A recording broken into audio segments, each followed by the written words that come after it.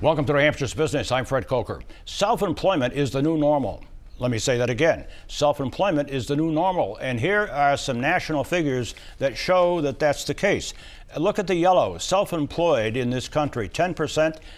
Those that are hired by the self-employed at 20%. So you add that up, it's 30% in terms of the self-employed market in this country. And then everybody else at 70%. Now here's some numbers from New Hampshire. The self-employed of New Hampshire residents, 2015 numbers, the total 78,588. Among males, 51,388, and females, 27,250. With me to talk about this is somebody who lives and breathes these kinds of numbers and data all the time, Dr. Deborah Osgood, President and CEO of the Knowledge Institute for Small Business Development, based here in New Hampshire. Welcome.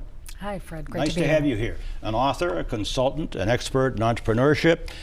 You were one of 9 women in the U.S. that went to Iraq to mentor Iraqi businesswomen. So, and you have been a spokesperson for IBM in support of women and minorities. So you've got quite a resume. What is driving self-employment as the new normal? There are multiple factors, Fred. We've got the rate of change, of course, that employers continue to have to remain competitive at a global level. And so they're shifting towards hiring individuals on a permanent basis to more contingency-based work, which is project-based and specific to a specific project. This allows them to be flexible and more competitive. You've got younger workers who don't want to experience the same kind of lifetime careers that their parents experienced when they were laid off repeatedly, particularly over the global recession, and they're looking at better ways of living in addition to generating an income. So for a lot of younger individuals, it's about quality of life and income. And plus, I think there's another factor here, and I think you would agree, those from the recession who weren't able to get back into jobs that they had and are underemployed. I would think that would be part of this group. And you're seeing some of that in the numbers that you brought up. They actually referred to a lot of that recession as a man-cession.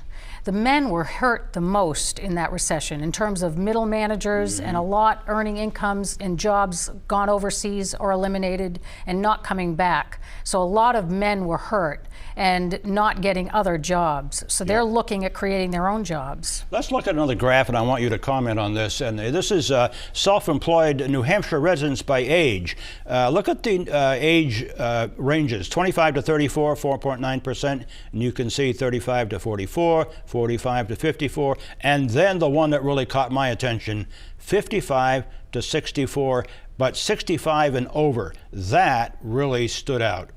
Why is that number so big, Deborah, for 65 and over?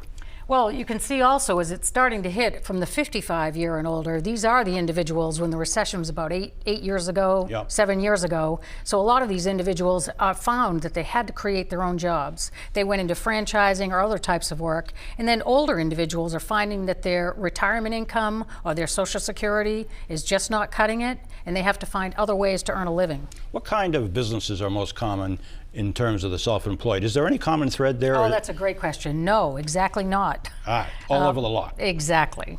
All over the lot, okay. A lot more opportunity. Let's go to this graphic, and these are median incomes for those that are self-employed from 2013, the latest numbers we have.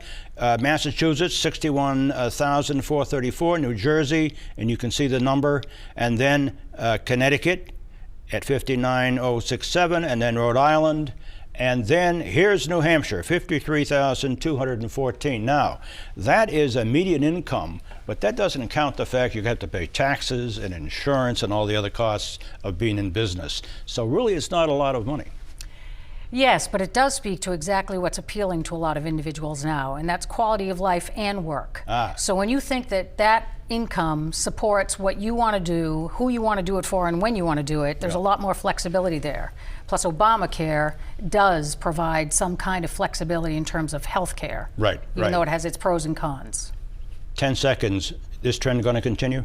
Definitely. Definitely. In fact, your numbers are very different than the numbers I'm seeing. 40%, we believe it, and they project to be 50% of America's workforce by 2020. Self-employed. Yes. Dr. Deborah Osgood, President and CEO of the Knowledge Institute for Small Business Development, based here in New Hampshire, but you operate across the country. Thank you. Yes. Thank you. Nice to have you here.